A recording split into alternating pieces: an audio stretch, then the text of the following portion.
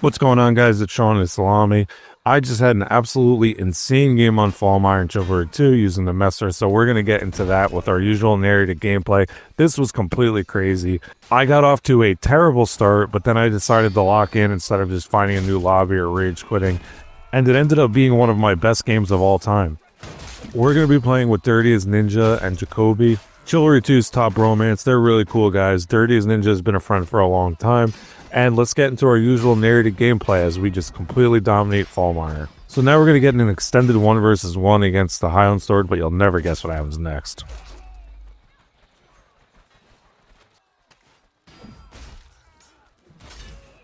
Something you're going to see me do a lot in this game is team damage, because I just started getting frustrated and playing angry, quite honestly. So when I did log in, it did come at the expense of hitting my teammates a lot. No team kills, but it is a bad habit that I've gotten into. Again, I just started off so poorly, like what am I doing even being this far up in the first place, and then just misplaying this against a one-hander so badly. It's a little disappointing because I could have got the 100 kill game we've been aiming for if I locked in earlier.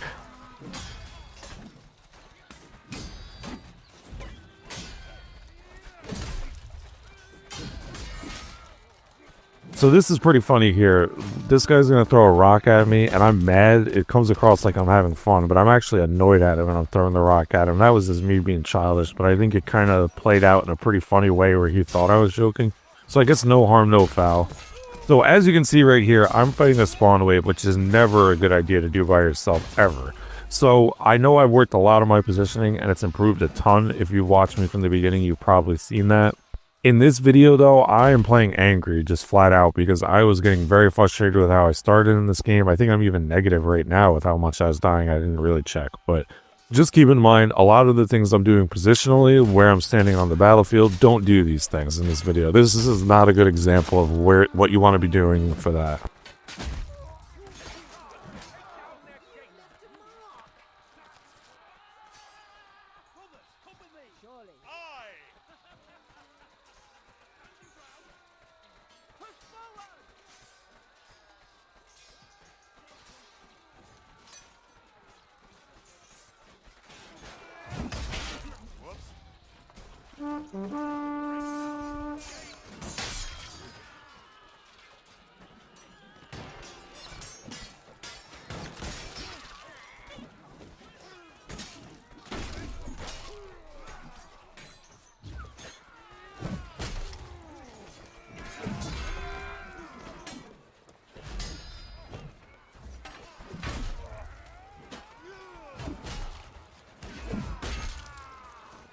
I'm finally starting to get into a little bit of a rhythm, getting some kills, getting some easy hits from behind, but you'll never guess what happens next.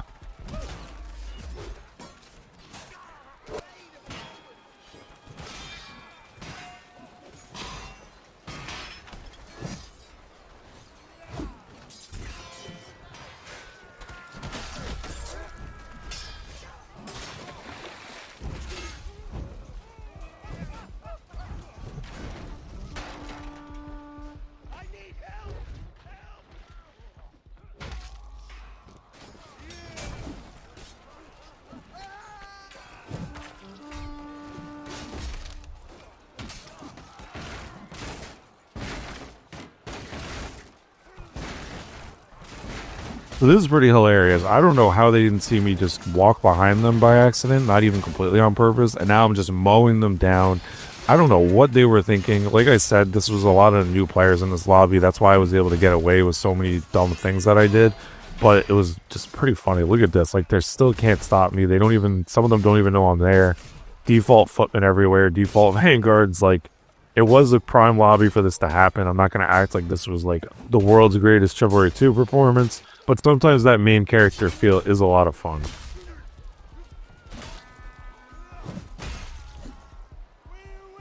Now, after I get him up, I'm going to crouch real quick to be like, that was awesome, man. Because I see he's a default footman. He probably doesn't even know emoting that much too well. But yeah, guys, I know sometimes I put in like clickbait thumbnails that I'm like, oh, an elite player or something. I don't consider myself one.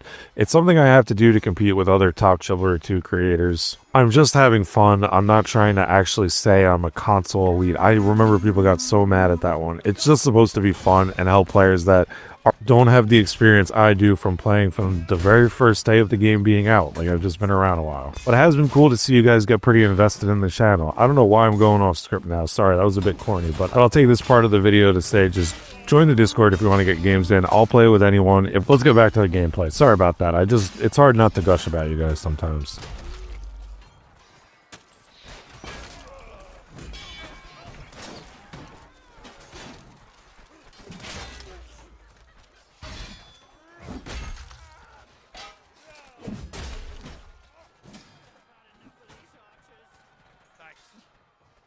So right there, I love moments like that where you backstep a little bit just out of range and then get a hit in. It's so satisfying to just know the distance of your weapon and get a hit that way.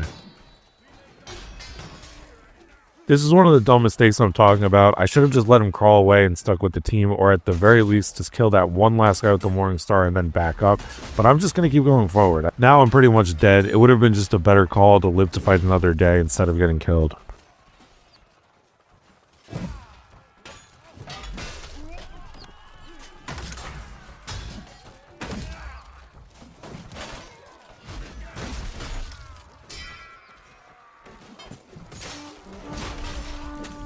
So if you didn't know, if you can crawl into a bandage, it's just like being hit by one, and you could revive that way as well.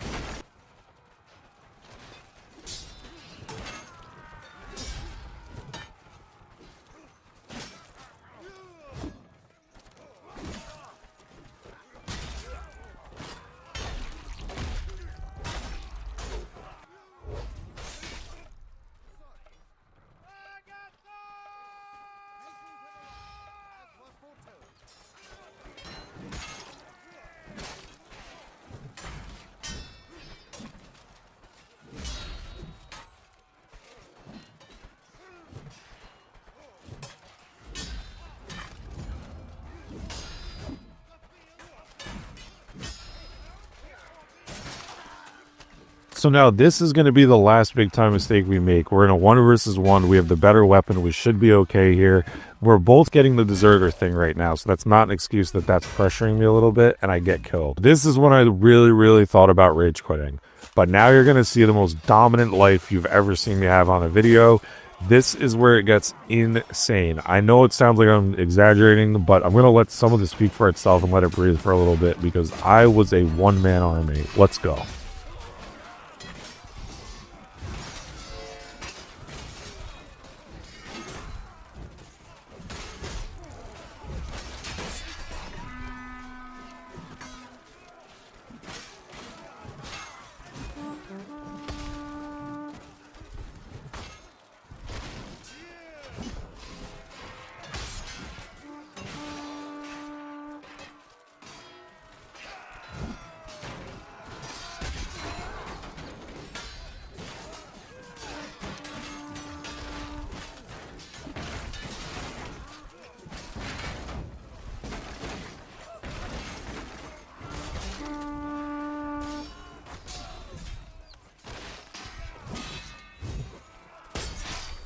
So we're not even close to the end of this life yet, but we led the charge and just annihilated that entire bridge.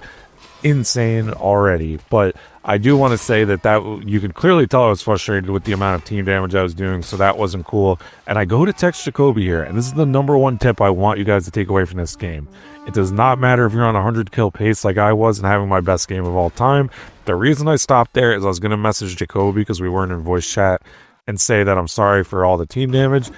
But I saw I got a text from my mom, so we're going to fast forward through that a little bit, because you answer your mom's text no matter what. It does not matter what you are doing. If she texts you, you answer. Just saying.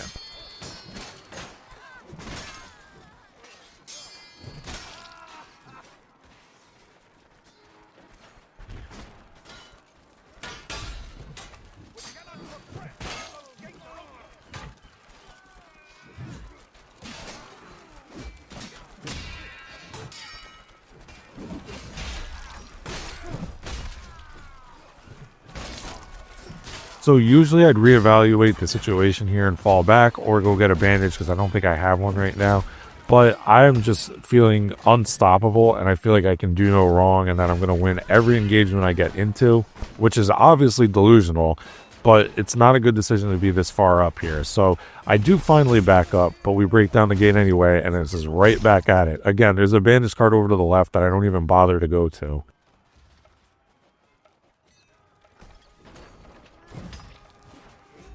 So my guess here is because I'm burned and my character is darker and looks more like a mason, potentially, is why I was able to get behind them. I don't know how none of them saw me, and I'm just able to clean up even more kills. Again, I know I'm talking a lot about kills and stats. I try not to do that as much as I used to, but the fact that I was able to put up so many in a shorter game that really did not go on that long, I hope it makes for a fun watch, because I know a lot of people mostly follow for the tips and tricks and all that, but this one was more so about personal glory.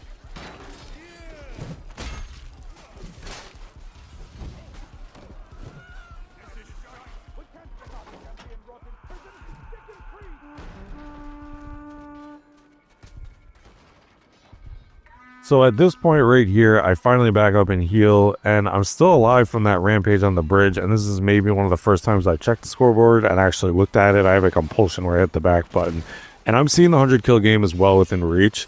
So something I do want to give you the heads up on, this is a little bit of a spoiler, I won't say who won, but I do decline the VIP. I want your guys' opinion in the comments. Is getting a 100 kill game with Thorn legit or not? Because I'm honestly not sure. Something I'll never do is sit at the dock and farm kills. I absolutely hate when people do that. I feel like it's poor. I guess you would call that sportsmanship. And it's not something I'm a fan of, but I feel like if I get it on the way to the dock and do it legit while trying to win, it's fair. But I don't know. I wanted to play it safe, and I'm like content creator ego and all that. So I'm going to end up declining it once it does finally get opened up here, which, again, we're leading the charge after that heal. It's just been such a blast to play with Jacoby and Ninja as well.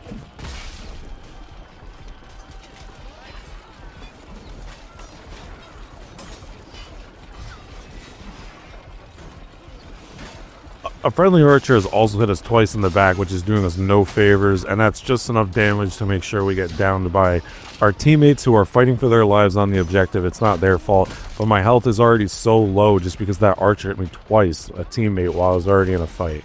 But a good job by my teammates to prioritize the objective and not get me up right away. I feel like that was the smarter call, because you should always be playing for the objective first and foremost, but also you don't want to revive someone when, if you go to do the animation, someone on the other team is going to be mid-swing and kill both of you regardless. This is something that happens so often in pubs where you both get killed because the person didn't finish the fight they were in at the time.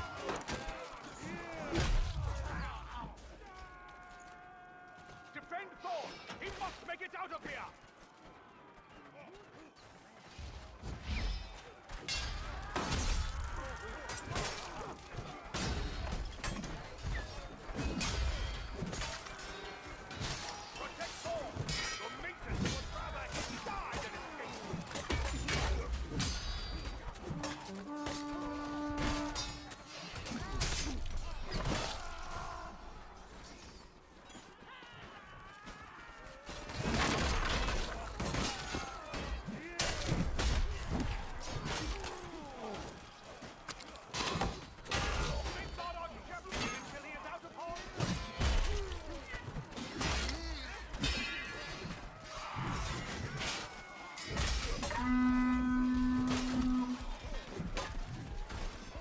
So looking back at this, I had so many chances to back up and heal, and I didn't take any of them.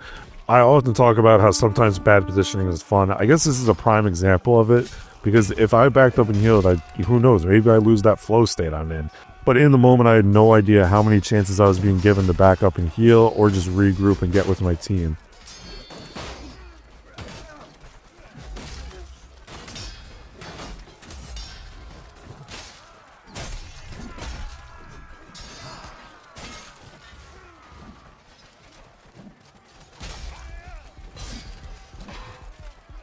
So how about that? What a rampage. That's 76 kills it says, but it's actually takedowns in the game. I don't know why they still have it say kills when there's takedowns.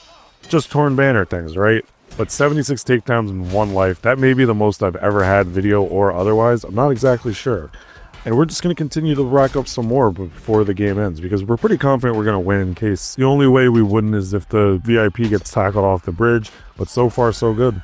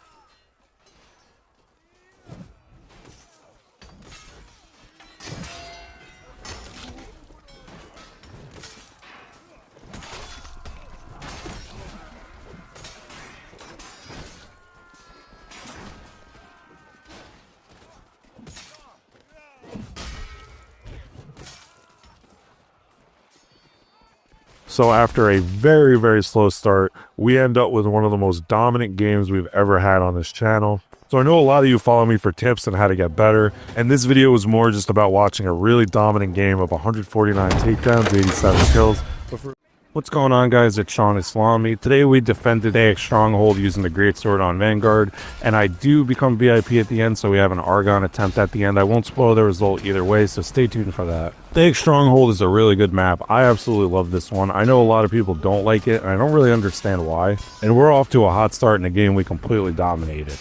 I'm playing by myself this time, but if you're interested in getting games in with me, I'll leave the Discord in the pinned comment. It's a very wholesome place all around. Definitely check that out if you want to get some games in. And now let's get into our usual narrated gameplay.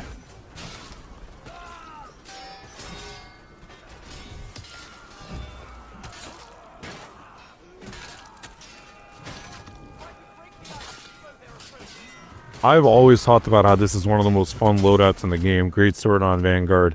JC, who is in Equilibrium, actually set the takedown record a long time ago that stood for a very long time while using this loadout. It's definitely a top option. If you've watched me play a lot, you know I'm a knight main, so the Vanguard sprint attack is something I mess up a lot.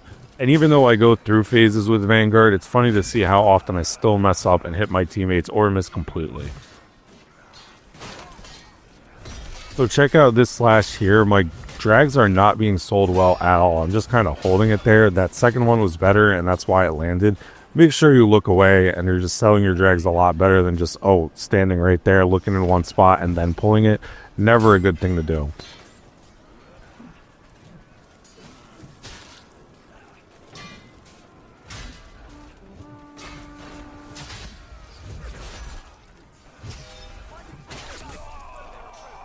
So we're getting shot at by a neckbeard vulture. You know, archers, they just always love stealing kills. This guy's going after me like he should.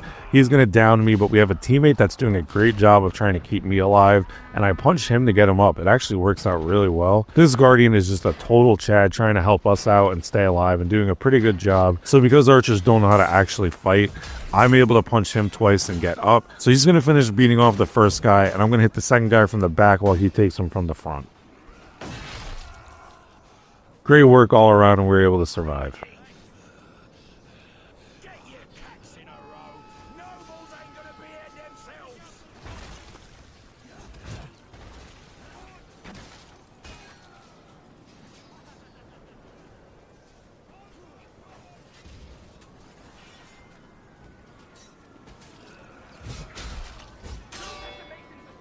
Push them back.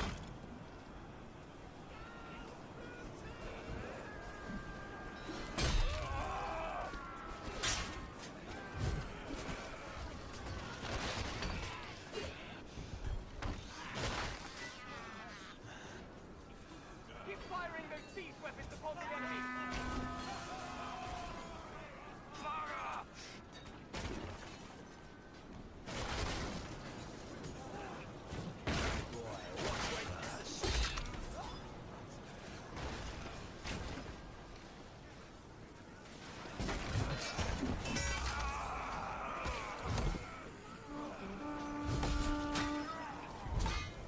So way too many heavy attacks here. I don't know why this is such a compulsion I have with the Greatsword. I talk about it practically every single time, but it's just such a problem I have. I think the only reason I'm so much better with the Messer is just because I don't have that problem in my head of doing that. It's pretty funny to look back, but also frustrating. So even worse than these overheads to nowhere in particular is that they're heavy, and then I even accidentally feint one. So this just wastes so much stamina, and now we're going to go up against another player who's pretty good, and it's going to get us disarmed because we don't have the stamina. If I didn't waste all those swings into air, we probably would have been okay.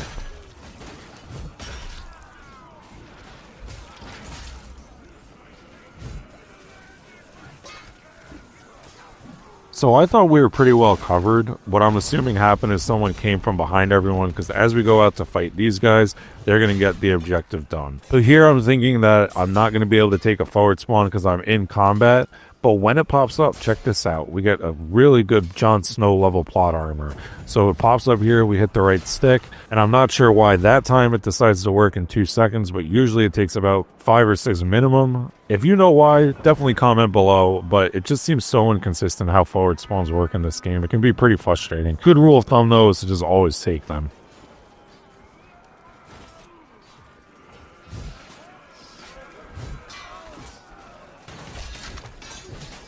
For people who don't like Thayic, one thing you can't deny is it is beautiful looking. Like, look at that. Snow-covered fields, it's beautiful to look at. No doubt there.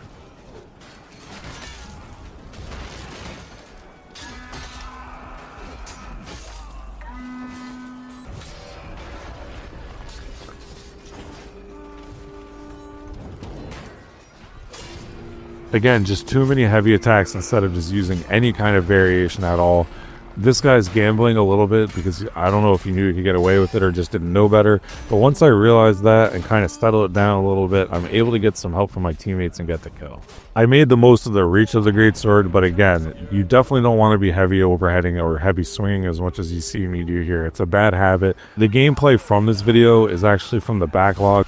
So it's before I decided to take a 3-month break. I don't know where my head was at, but I'm seeing myself make a lot of mistakes I'm not typically making today. So it's why if you're trying to improve your own gameplay, I highly recommend just recording yourself. And even if you have like a high level friend that can help you, you can look over what you're doing wrong. The game just has such a learning curve to it that it never hurts to get outside input or even look at yourself like it's film study. There's so much mechanics of this game. I feel like I'm still learning stuff at level 1000. Now, full disclosure, we're going to skip ahead a bunch because I got farmed by the invisible catapult bug. If you don't know what that is, the catapult shot is invisible and it doesn't make noise, so I got killed by it twice, and clearly I'm frustrated because I'm trying to run into really dumb 1vx's, but we make a smart decision here, back up and get a really nice fire pot, but we're in a very tough spot regardless.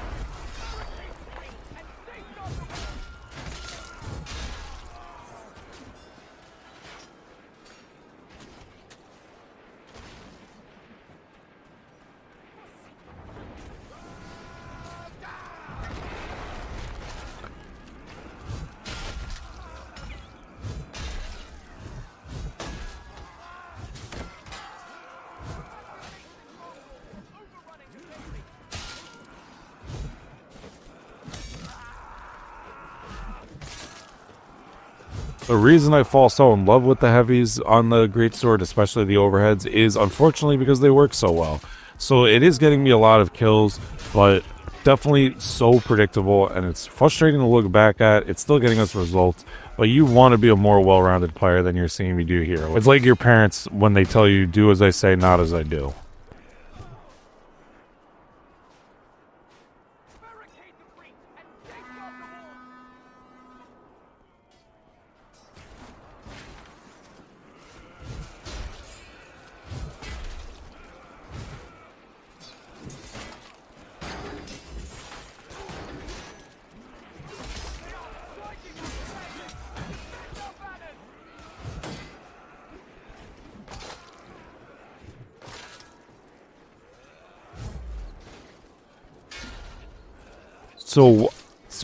So the spear gets a lot of hate that it doesn't really deserve, but one thing I think that it is very annoying to fight against is in a 1vx. The simple solution there is just not getting 1vx's, but it is pretty annoying nonetheless. Tough look there as I special attack my own teammate, something I do pretty often.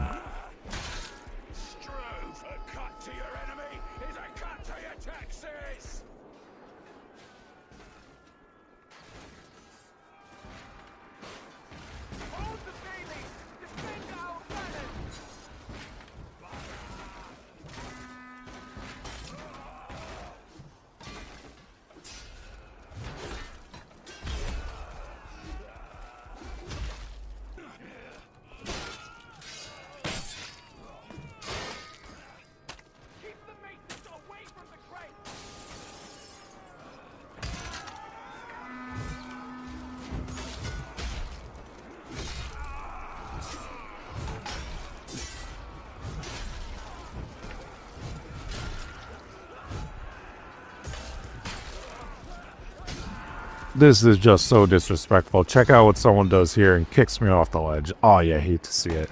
Jokes aside, that is pretty funny. I don't mind being kicked off a ledge because I know it makes for a cool clip for someone, and that's why they're doing it. For some reason, being kicked on the ground, it feels a lot more personal, and that's just flat out disrespectful. If you do that, you're getting teabagged for the rest of this game's life cycle from me.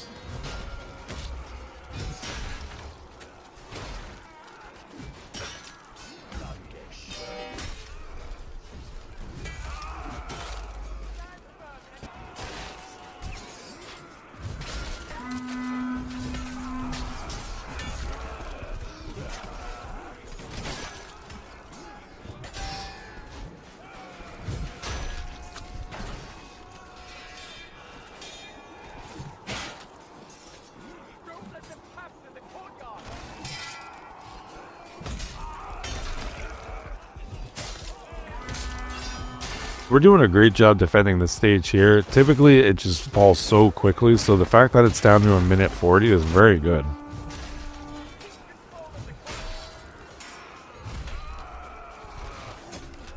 We're just continuing to mop up the kills with the greatsword here. Even if we have made some bad mistakes and just been a little bit of a one-trick pony, it's still working well nonetheless. And those last bunch of multi-kills put us in position to get the VIP. After a few more kills and finally being bought down, let's see if we can get this done as Argon.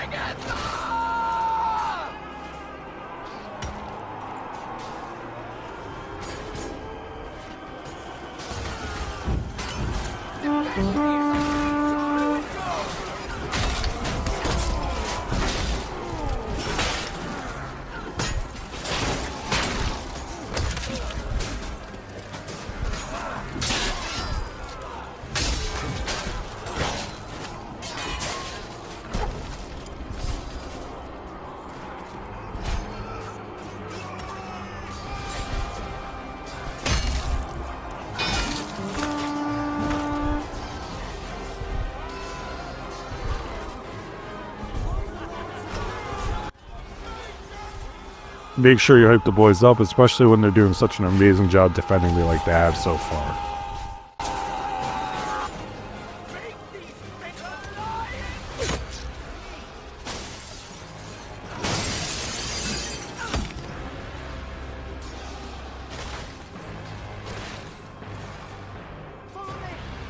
It shall be.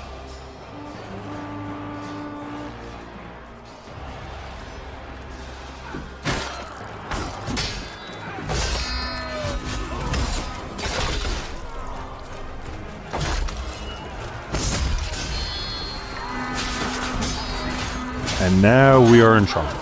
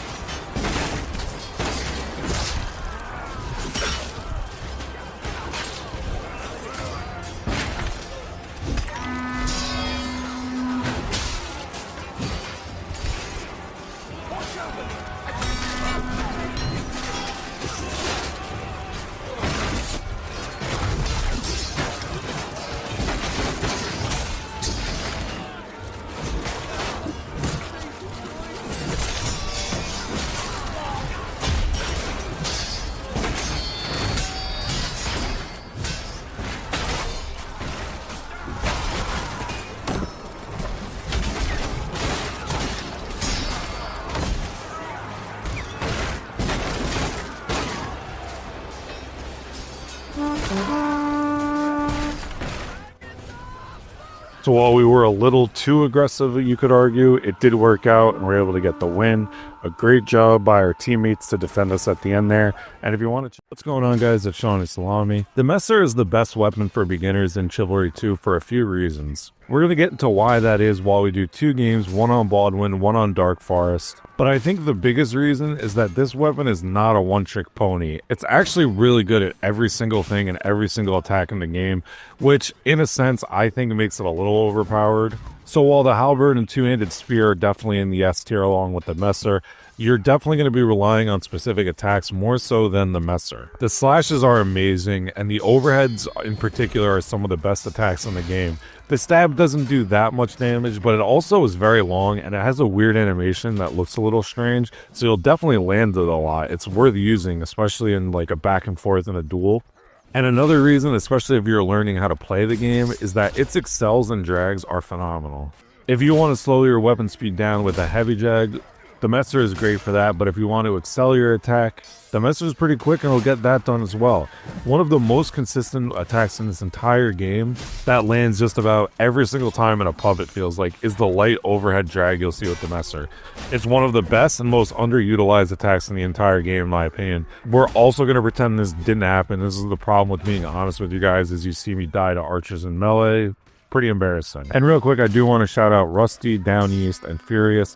They're a bunch of neckbeards because they're my Discord mod team. We're actually playing together with them right now. If you want to join the Unyielding Discord, it'll be in the pinned comment. I'll get into games with anyone as long as they're not an archer, so definitely join there if you'd like to get in the Chivalry 2 community. It's a great entryway into the community as a whole.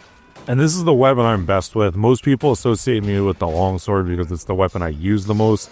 But in terms of weapons that I get the most kills with and have the best games with, it's definitely the Messer. So I have some competitive play coming up. I joined a clan, you'll see more on that later. But in those videos, expect it to mostly be the Messer. It really is just a monster of a weapon, be it in TO or duel. And if you are learning the game, definitely use it on the knight for more health. And you won't get shot by archers like you are on Vanguard. Vanguard is a great class, but I'm just saying if you're trying to learn the game and get used to its mechanics, you'll stay along longer as a knight, and that's most important when you're learning.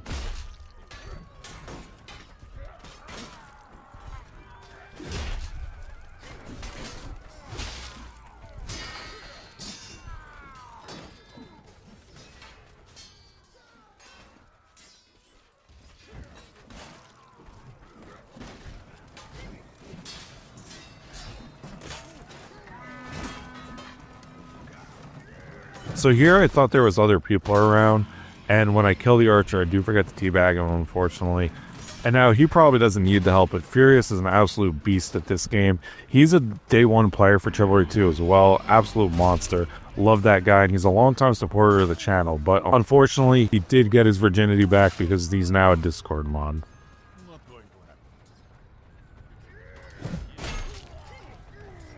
Now at this point the vibes are too good, my health is full, I can't get killed by an archer, I'm just having too much fun, so of course the siege equipment main is going to change that.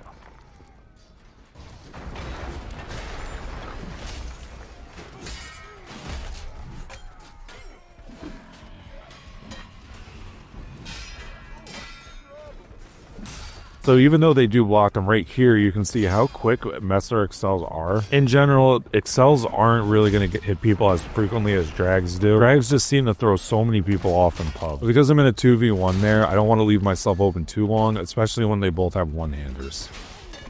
Here's a good example of a Messer drag just landing perfectly. You look away, you look right back into them, and it just works so consistently with the Messer. The overheads on this and the longsword are 2 of the weirder looking ones that are very good at getting around blocks while having good speed. And definitely 2 of the better attacks in Chivalry 2.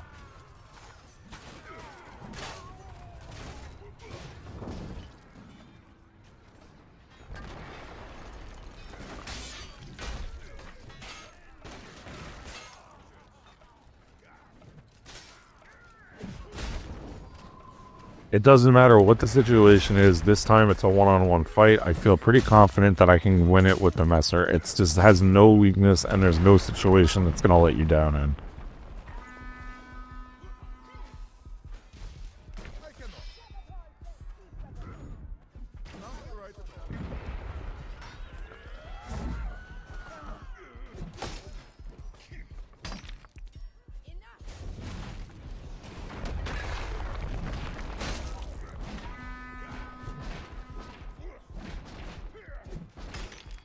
So this archer is doing the right thing being away from his teammates, so he's easier to kill and he's not smelling bad in front of all of them, and he doesn't even know to take out his weapon because, you know, they're not the smartest either. To avoid being in someone's highlight reel, if you cut both their arms off, they can start headbutting. So you're going to see this right here. Now, what you want to do is block every time they headbutt, because if they hit you and you're in the middle of attacking, it's going to interrupt you and take the initiative. You don't want to end up in some guy's YouTube highlight reel or on Reddit for some clip. So if there's one thing you take away from this video, besides the messer being good for beginners, it's just block when someone's headbutting. Just save yourself the embarrassment.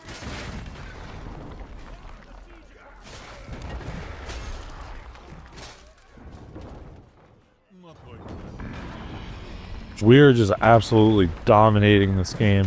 It's a real shame that this one and the next one didn't go the distance despite how well we played, because it was just a slaughter.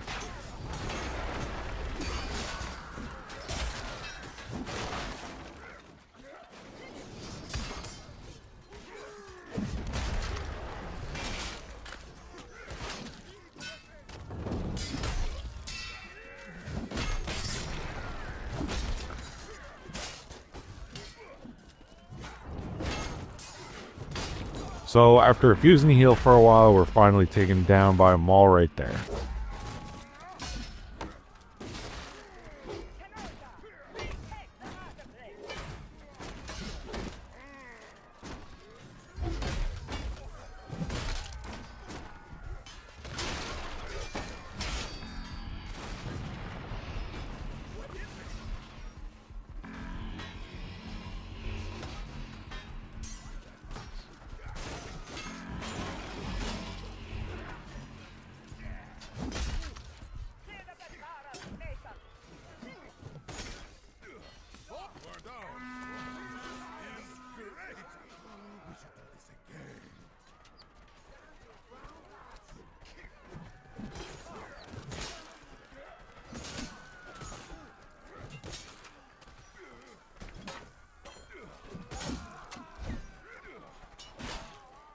They're letting me get behind them way too much. I don't know why that's coming so easily in this game, but it was pretty consistently happening and giving me a lot of easy kills, especially because a lot of their other team was vanguards, so they were just being eaten alive by that.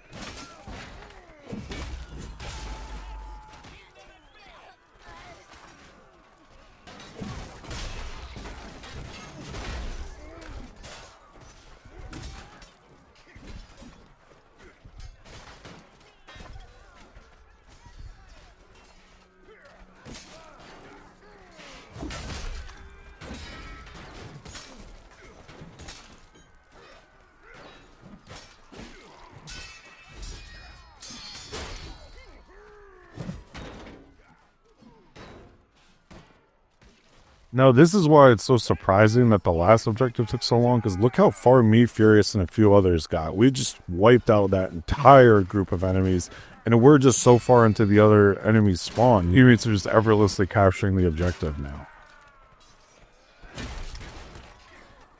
An attack I personally struggle with is my slash to alt slash feint. Right there, mine is way too early, so if you're looking at my gameplay for guides, like, you could probably do that a little better than you see me consistently do it. It's something I'm working on, is selling those slash to alt slash feints a lot better.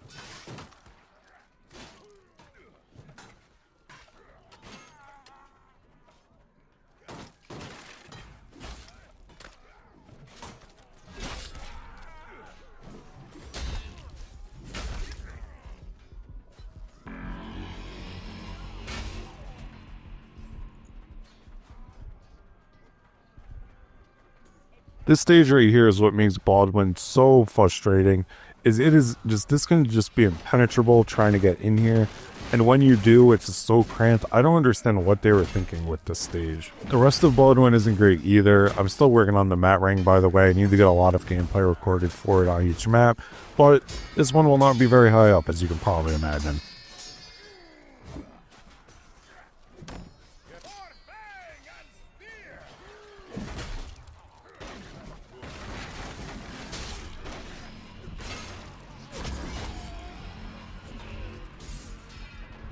So on console, Warcry and Revive are the same button, So if your character war cries like he does here by accident, what I'll do is hit LT to block to cancel the war cry animation because it just goes on so long, and then hit the button again to get the revive up. You can honestly just keep spamming it until it works also.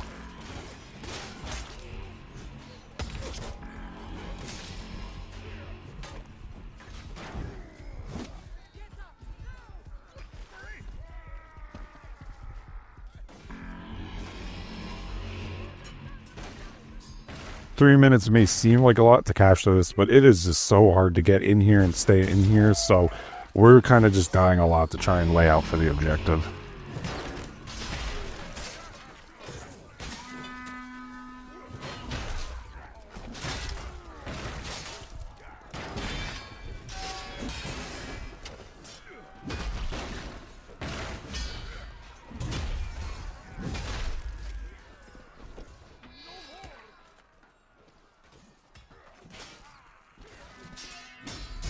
It seemed like such a sure thing that we were going to capture it, but now they have a spawn wave coming into the building, so we want to make sure we stay alive because every single person is going to count at this point for capturing the town hall.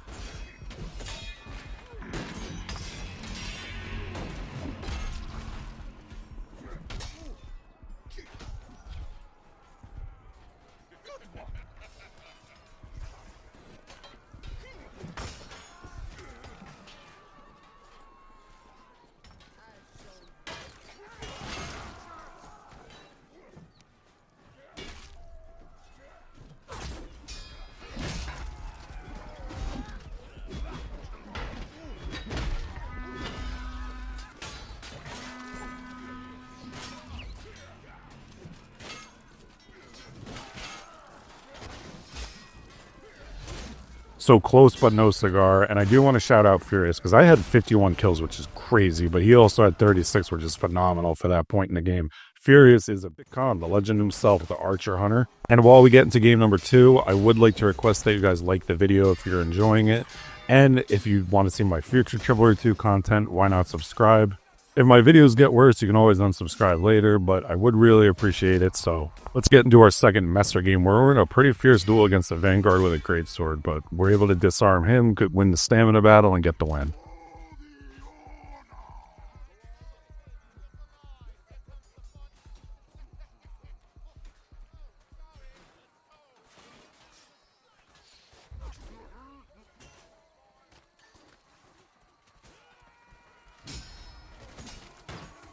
So we see Down East in trouble, and we're going to back him up and save him or go down fighting. I try to mention this every few videos, guys, but this is just a game. If you die, you can respawn, so don't preserve your stats if your friend's in trouble. You could just live out an epic movie moment, which is what this game is all about.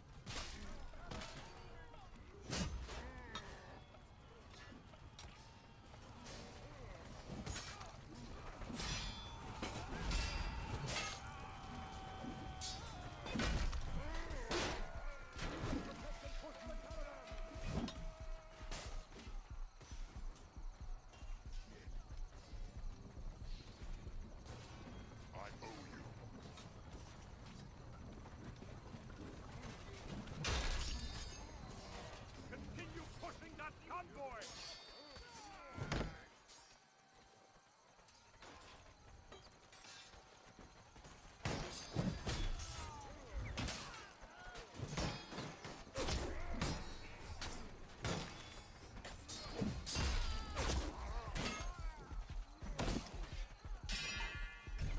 So this is another cool 1v1. We've had a few of them in this video. Now he's a Vanguard, so I know he has a lot of stamina and using the same weapon as me. So I want to try and just be on the defensive a little bit until hopefully my teammates come, but he's going to outplay me and do a great overhead into stab feint. So a great fight there.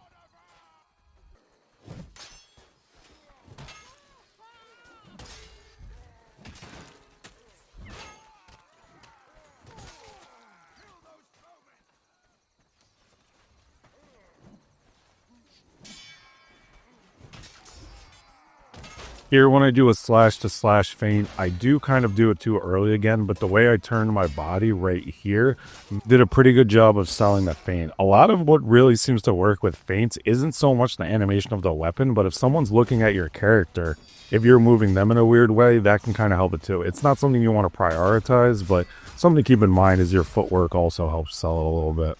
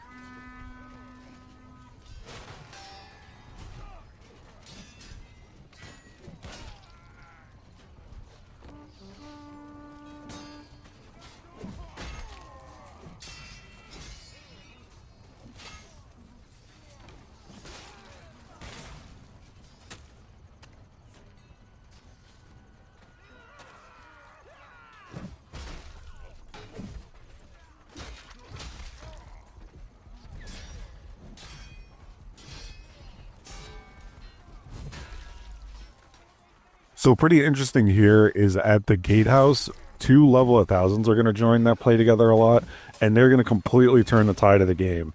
And this is why I don't think team stacking is necessarily the problem I think people think it is now, is because you can't freely switch to attack like you used to be able to. There has to be at least like 2 slots open, something like that. So they just stayed with their team and were able to impact it just by being good. Unfortunately, that's just the reality, that good players have a huge impact on the game. Real quick, check out here. Down East is going to revive me with no time whatsoever left. What a clutch heal. But for most of the game being out, I always thought team stacking was a huge problem. I still don't think you should be able to switch attack by going spectate, how people do that. But essentially, I do think it's just a Reddit talking point at this point. It definitely does happen. There are people that'll only attack, and those people are virgins. You definitely want to teabag them when you know who they are. But basically all I'm saying is these guys were good players. Shout out them. I don't want to use names just because people get uncomfortable sometimes, I'm assuming, but you see their name, you'll know what I'm talking about.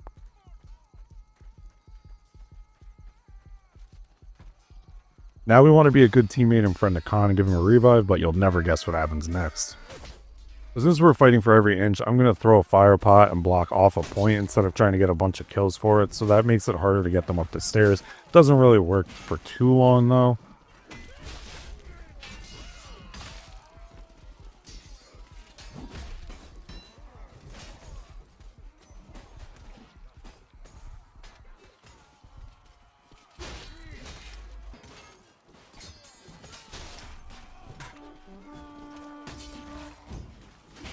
This is what community legend the Kool-Aid Man would call a target-rich environment. Look at all these vanguards that are on fire. That's perfect time to use a messer.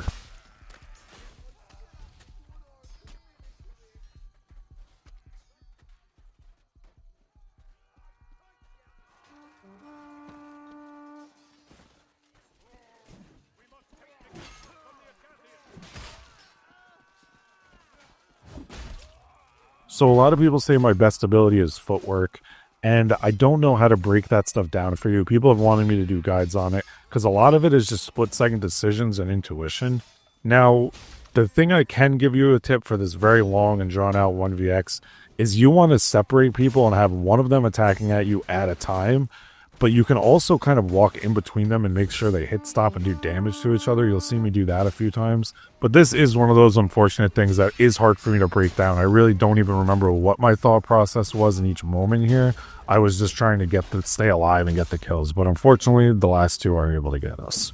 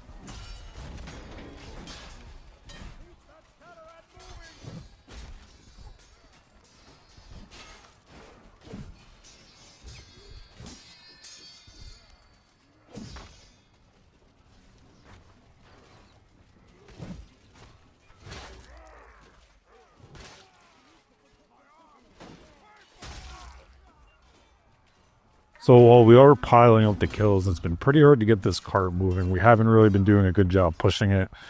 The team as a whole, not my party necessarily.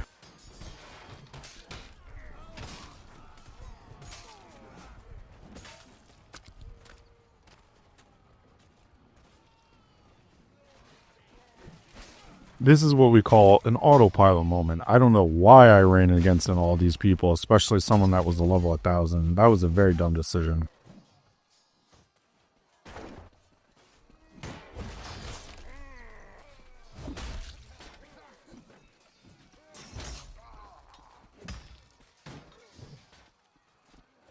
So I played this pretty poorly. I should be going from his side to try and kill him, and we're just going to get dunked on by this one guy with a sword. Or a falchion, I should say. He's going to take down all of us. Luckily, one guy comes in, so I get revived, and he doesn't kill all three of us, but that was pretty brutal.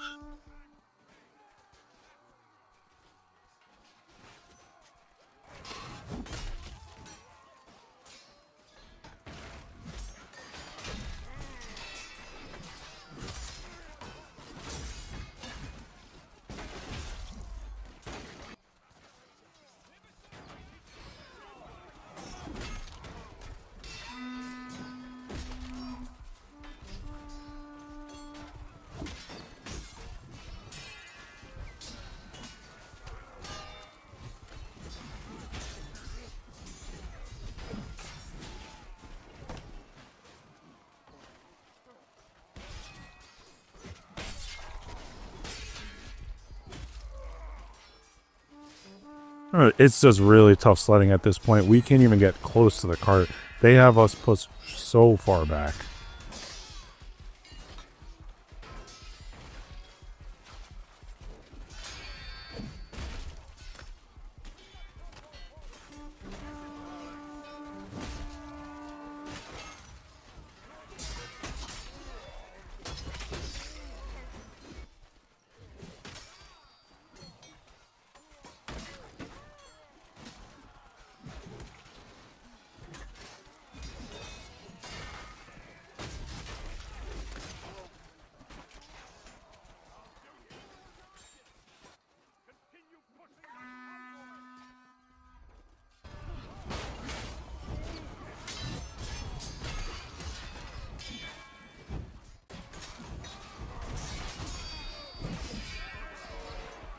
So I come in for a flank after Khan is practically pushing these guys back by himself in his last few lives.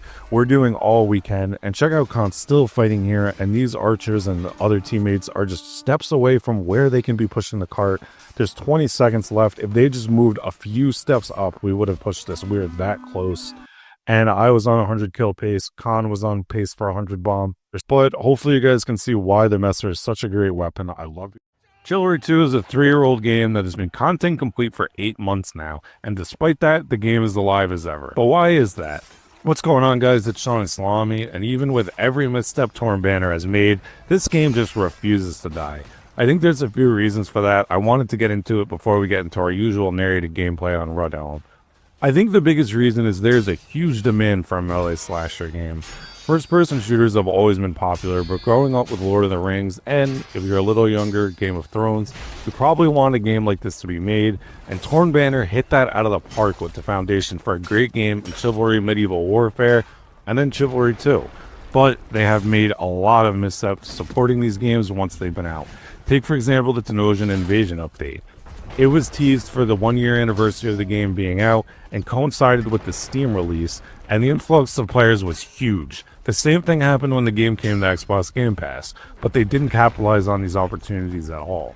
It would have been the perfect opportunity to release some cosmetics or fix a lot of the bugs plaguing the game at the time, but honestly, they seemed content just to bring in those players and rest on their laurels. It's pretty frustrating to think what could have been with this game, but despite all of that, this community continues to run its own events and competitive play and keep the game alive, doing the heavy lifting in that sense since day one. The community really is special, and I wouldn't change it for a thing. Well, maybe some of the duelist egos, but that's the story for another day. And if you want to get into the Chivalry 2 community, my Discord is a great place to start. It's been like the gateway to the rest of the community for Chivalry 2 since it started over a year ago. I'll leave that for you to join in the pinned comment if you want to check it out. But let's get into some Rudhelm gameplay using the longsword. Now we're off to a very slow start. We've died a bunch already and we're barely getting any kills. We got a little sidetracked trolling our own archer because he kept hitting me in the back and trying to take my kills. As I've said before though, you want to reevaluate what you're doing wrong and why you're dying so much. Basically just slow it down. It won't help you if a friendly archer is shooting you over and over in the back with fire arrows, but I digress.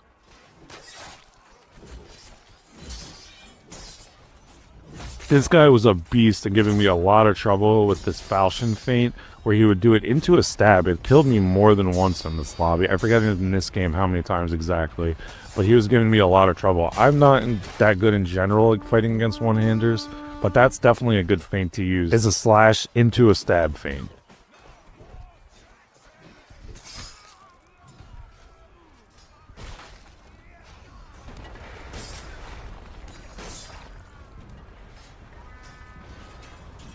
So this is what's nice about using the longsword is you can gamble like this if I know what he's doing and I know I can get my hit off first. The longsword is just so quick with its excels that overhead to overhead feint on slower weapons or like a drag with the battle axe. You can take the calculated risk, I'll call it, of a gamble.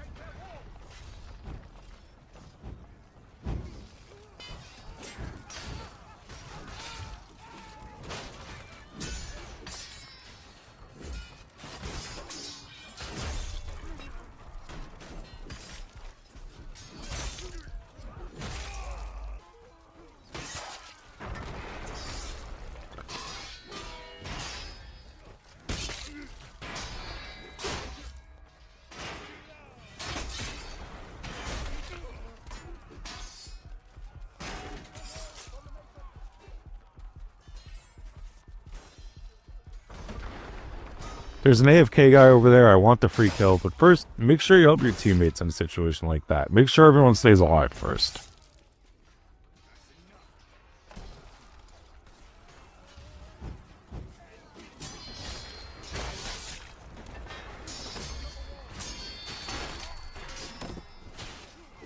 This is a big-time bad decision to just get reckless and rush in like that, and we got exactly what you'd expect. Definitely an autopilot moment if I've ever seen one.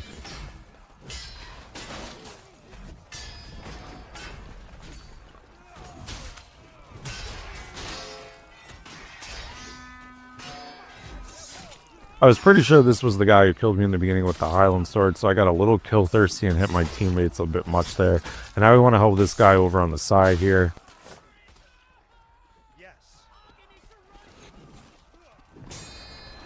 After some foreshadowing earlier, we're going to get into a fierce duel with the guy with the falchion. He's just a menace with this thing, very aggressive. I like his play style a lot. He doesn't see any reason to back up and heal. He's going to finish this fight. We love to see that. And unfortunately, after a fall here, he's going to come out on top and get the kill. But a good fight nonetheless. And that kick, by the way, I'm pretty sure was an accident because he didn't two-bag or anything.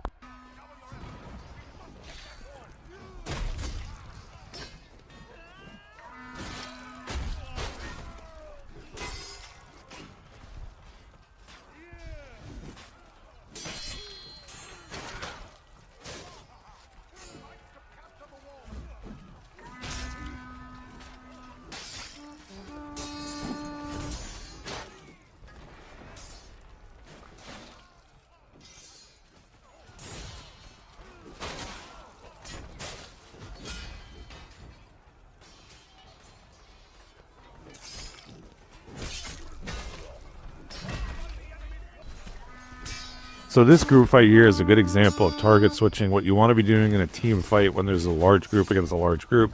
Never attack the same guy over and over again and fixate on one person. You want to keep switching who you attack. Whenever you see a skirmish like this, you want to be on the outside of it. You don't want to be in the center, in the very middle of it, because you're going to get hit by your teammates and then surrounded by the enemies and killed. Here we're going to get an XL through him while he's getting up. We're saved now, but we're going to try and get back into the fight.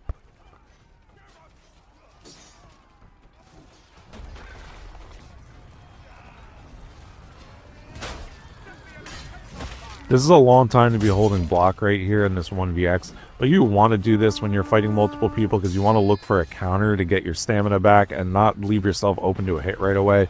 Someone that always cries on TikTok or YouTube, why didn't they just kick? But you can always drop your block right beforehand to not get kicked anyway.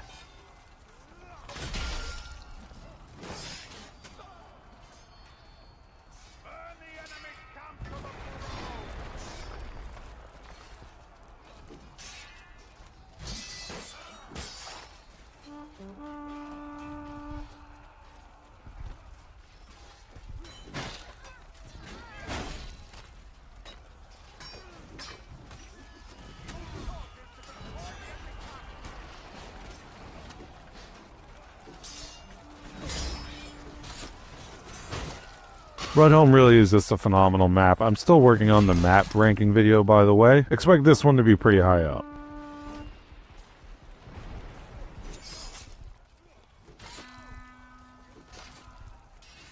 Now, after a few free kills from behind, we're starting to really get into a rhythm here. Starting to feel ourselves after a really slow start, which was pretty brutal, honestly. Now we're starting to really get in the zone. Longsword is stabbing nicely. We're getting some counters with the overheads here against a few messers. Good stuff.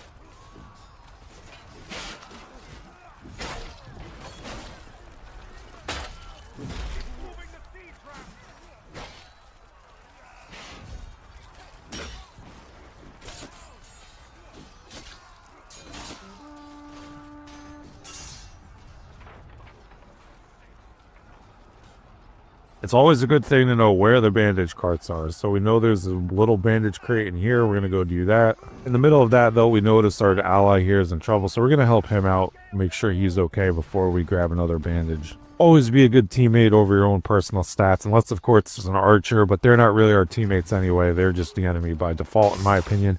And he's actually going to hit us with the thank you emote as we walk away. Pretty wholesome stuff.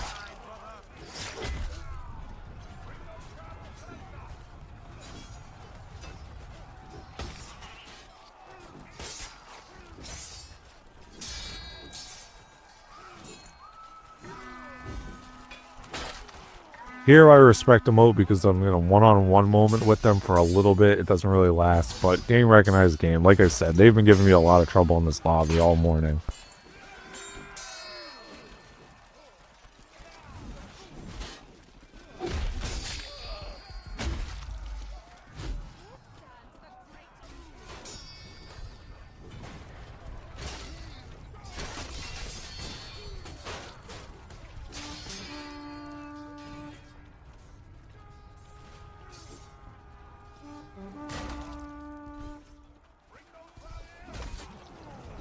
Here I thought I had myself free, but check out this great drag by the enemy here. Oof, you love to see it. Danax users don't usually do that. I've talked many times about how Danaxes are not some scary weapon that you have to be afraid of like Reddit, and it's not really overpowered at all. But I do think a lot of the stereotypes around the people who use them are true, and it's rare to see someone pull off a good drag like that, because usually it's a noob trap weapon where you're just getting them thrown in your back by teammates, or they're just excel slashing. So, great work by him.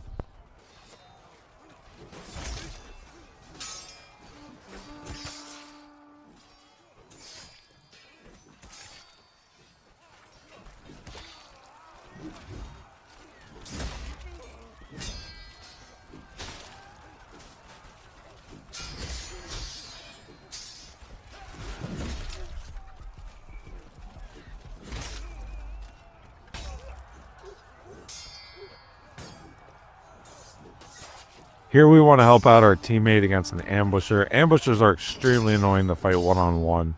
So this is going to be a tough fight because a lot of times they'll back up, throw knives, they kick a lot like he does there actually. But we're able to evade a lot of his attacks with good footwork, stay our distance a little bit, miss a few stabs, but in the end we're able to get the kill done with the help of a teammate.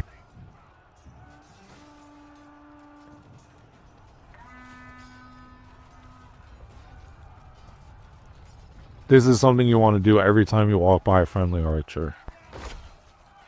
Now we're going to skillfully walk over towards the archer without hitting the mason so he can kill him, and now we kill two birds with one stone. We get rid of the enemy and we get rid of a teammate archer.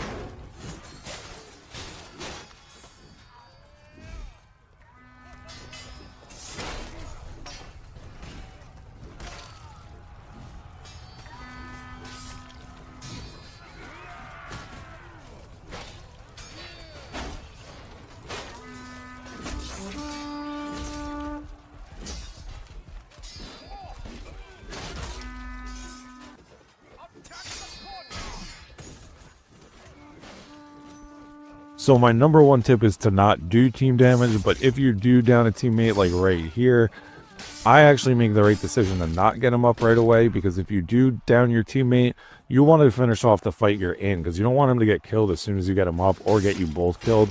A lot of times people will revive you right away and you both end up getting hit while he's in the animation to revive you, for example. And the thought is there, it is appreciated, but you don't want to get everyone killed instead of actually getting the revive done.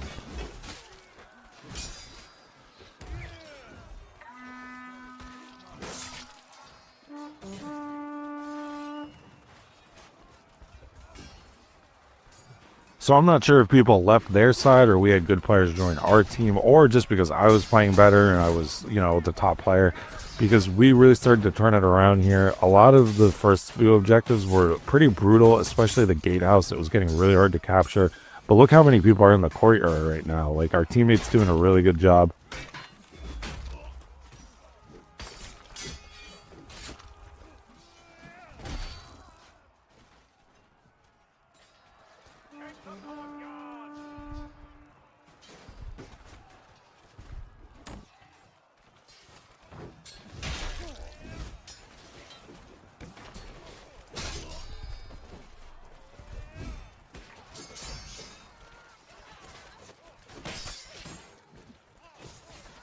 This is usually the hardest objective to win on Rudhelm, and our team is doing a very solid job. Like, I was actually shocked at how quickly this game turned in an instant. So now we're pretty sure we got it captured. We're just going to turn around and mob up some easy kills from some half-dead enemies and help our teammates out so they could advance into the final objective.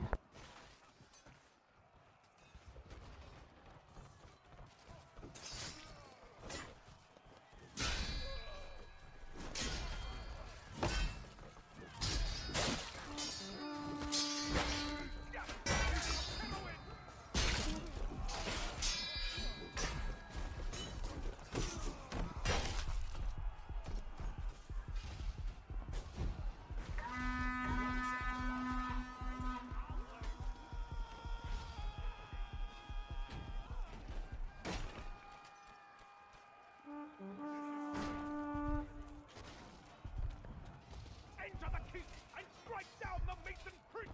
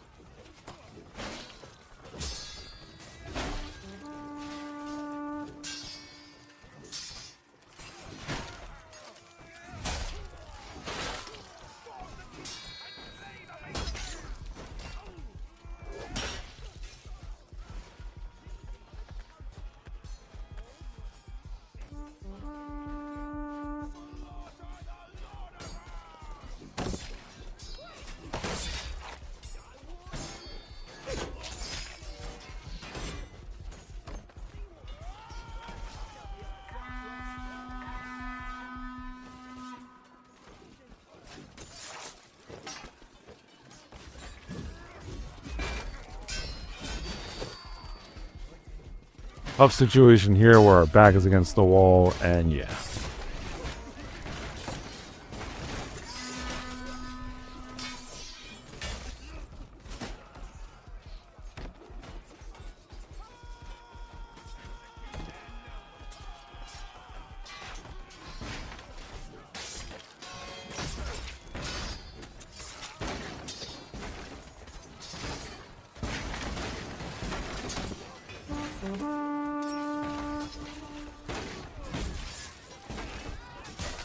Now, I'm going to decide to be a big-time team player here and get really reckless, and we're just going to go for it. We're going to go for the air right now.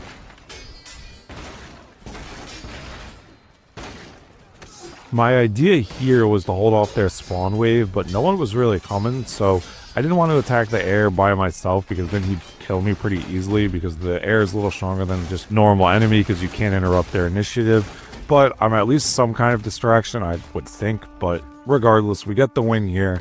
I love you guys. It's good to be back.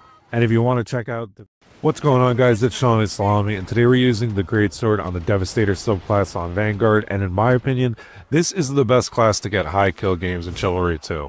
The Greatsword is obviously an S tier weapon, and in my opinion, it plays much better on Vanguard. When you're playing the Greatsword on Vanguard, you have more movement speed than you do on Knight, so you can keep away from your opponents more easily, and really use the reach of the Greatsword to greater effect, in my opinion. Sprint attack on Vanguard is really good for one-shotting enemies, and in my opinion, it works best with the Greatsword, where you do that really quick overhead. Sometimes when you use the Battle Axe or Dane Axe, things like that sideward swipe, I always end up hitting my teammates. Now, the big issue with Vanguard is, of course, you do get less health, and for the most part, I don't really notice it too much. The reason being is that blunt weapons and chop weapons, if you didn't know, do bonus damage to footmen and knights, but not Vanguards, so in a sense, it kind of cancels out. Now, the issue comes with archers, because we all know archers are virgins and neckbeards. They're social rejects. They don't like being around their teammates or near people, which is a good thing because they smell bad. We don't want them near us. But they are vultures and they take the easy kill, and because Vanguards have less health, they'll definitely shoot at you more so than if you're a knight. But let's get into the gameplay. We had a really dominant game on raid on Aberfell here. I'll be giving my usual tips and narration as we go. But real quick, guys, I did want to let you know that if you are invested in this channel, I've been watching a while, you probably saw I was doing some Soulsborne videos, Elden Ring videos for a little bit. Now, those are on another channel. I haven't stopped doing them. That channel's actually almost monetized now. I'll link that in the description. I had a little bit of, I guess you'd call it a mental health crisis, not trying to sound dramatic or get too into it, but either way, that's why I switched my niche so much, and I'm here to stay now, so we should be all good, but let's get into it.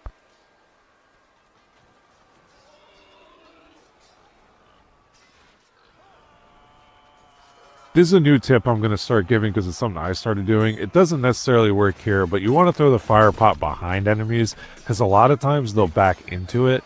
Take, for example, right here, we're fighting this guy. We only get one kill, but we actually back him into it. It's much better than just if you put it in front of them and they can walk around it, see it coming, or burning your teammates alive like I'm definitely prone to do.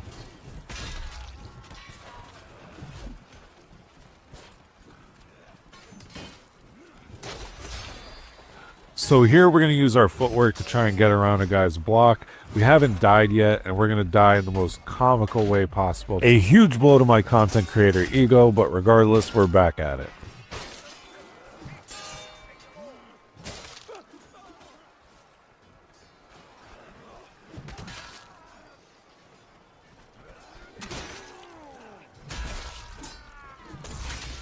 So this guy with the battle axe was the other team's most dangerous player in my opinion, and my teammate is a default footman, so no offense to him, all good, but I think he's new, so I was pretty sure he was going to die.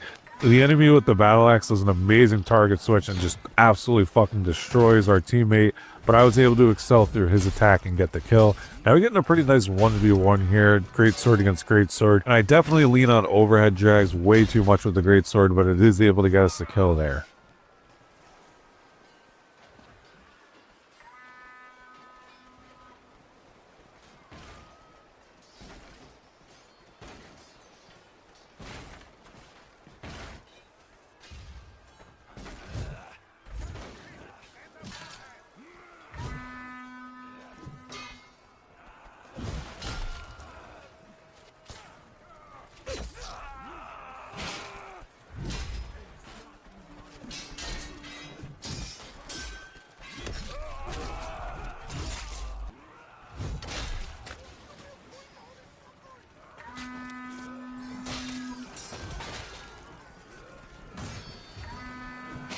A nice juicy flank here, perfect for the great sword. You'll love to see it. It was a big time mistake to go up here though. We're going to take a death here. Yeah, not really a good decision, but I guess I wanted to help the objective out a little too much.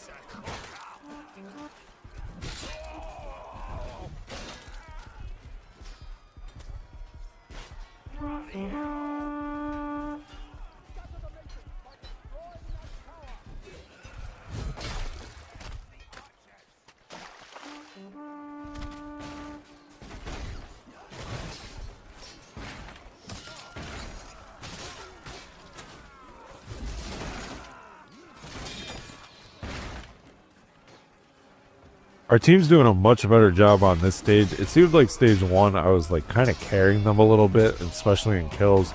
But now they're starting to get it together. A little bit of a nightmare sequence here where I keep hitting my teammates over and over again with the sprint attack. That is not a good look. I gotta get better with those.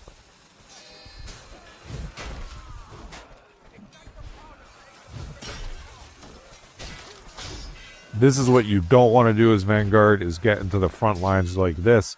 I don't know why I do this. Sometimes I'm just defaulting to the Knight play style.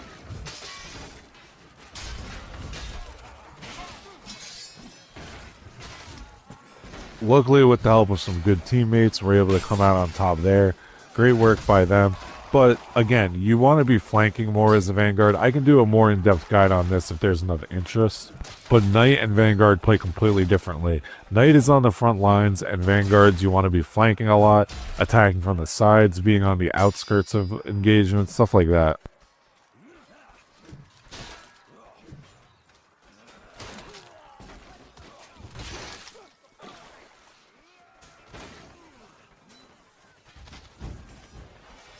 So a really sick fire pot throw there. This guy is making it really obvious that he's trying to attack me from the side instead of just helping his teammate directly. He's able to kill me, so I guess that works. But, I mean, he could have probably saved his teammate if he attacked me head on with him.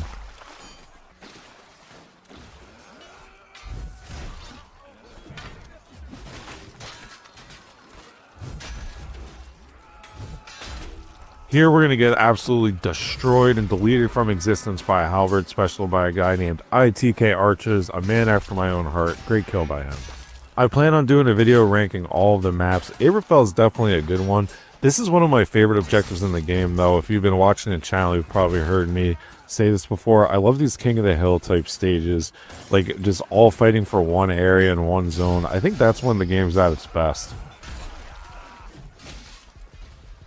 So since I've come back, my feints have been a little off, but in pubs, this is when you're going to see work a lot. If you want to try this, is slash to alt slash, and that catches almost everyone off guard if you get in a situation like that and we're able to take the battle axe guy out.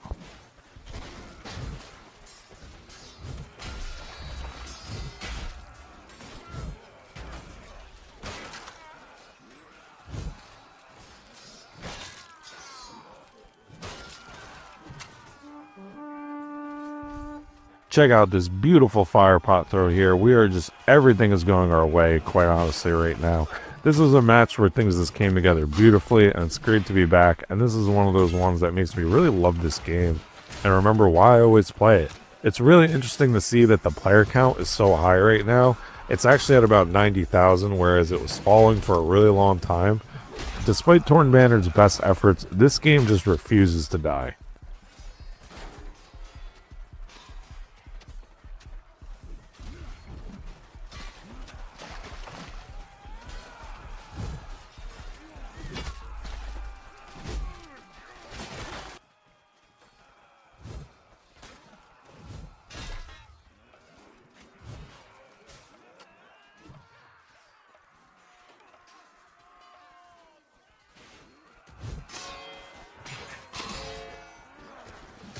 There's a pretty long walk here, so we're just going to skip ahead a little bit and then end up right on fire from a fire pot.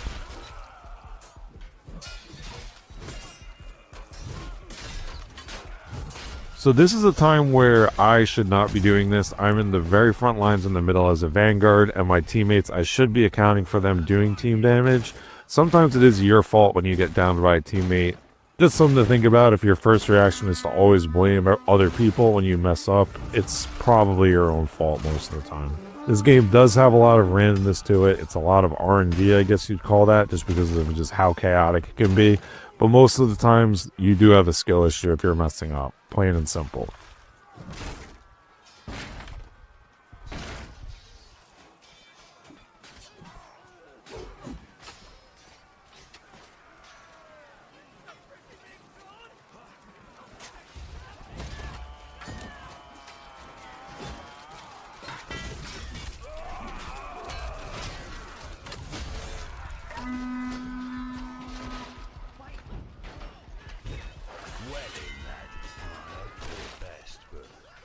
I think I forgot to expect the worst.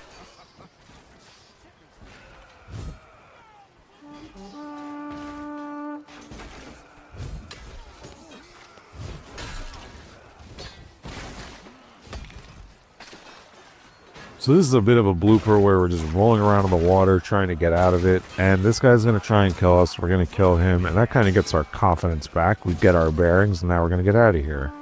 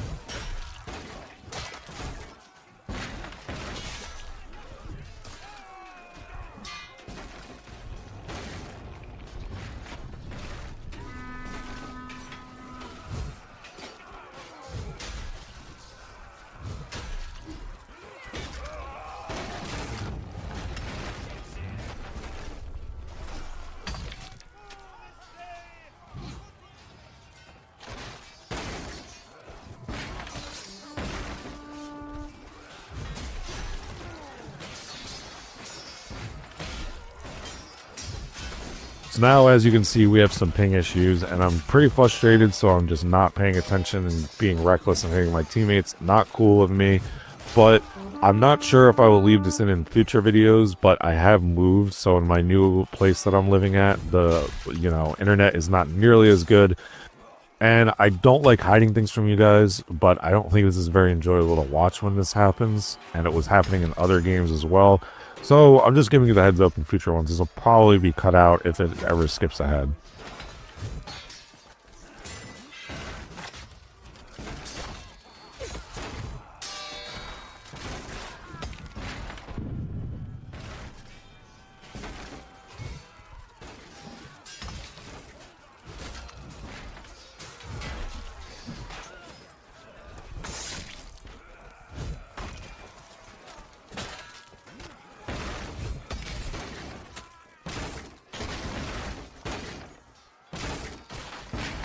So a tip I have for you here is to do the opposite of what I'm doing and don't hit your teammates like this. Don't do what I'm doing. Just do the complete and total opposite. Don't just swing wildly against one enemy when he's surrounded by your teammates. Not cool of me at all, in all seriousness. Don't do that. And I get a well-deserved death for it.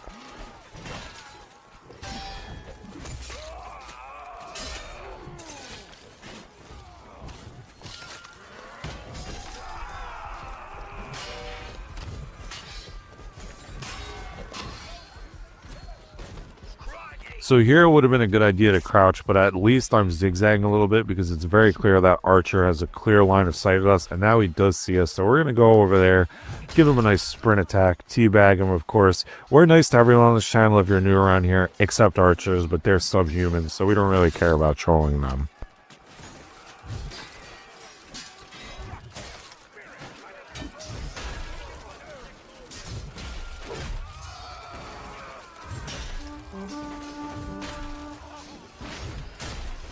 So once again, everything is kind of just going my way. It's kind of a combination of being in the zone, but also being lucky because I don't know how they didn't see me here. I'm just behind them, getting a lot of swings in with this flank.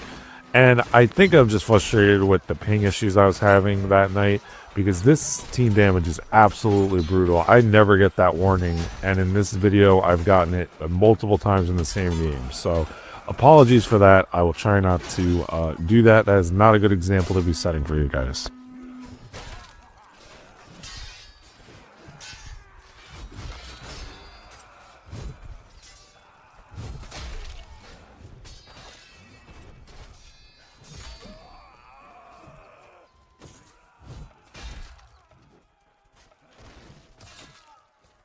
Alright, so now we're at the last stage as I continue to beat the absolute fuck out of my teammates. Luckily, he has a sense of humor about it.